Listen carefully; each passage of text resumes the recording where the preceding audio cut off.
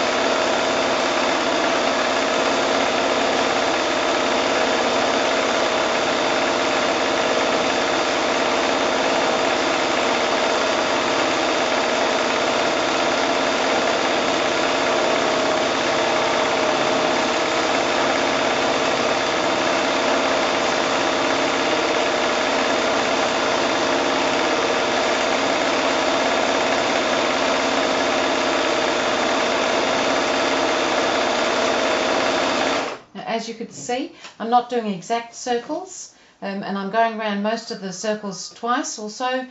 Some of the lines are slightly nearby, they don't all have to sit on top of one another. The overall effect is what we're after here.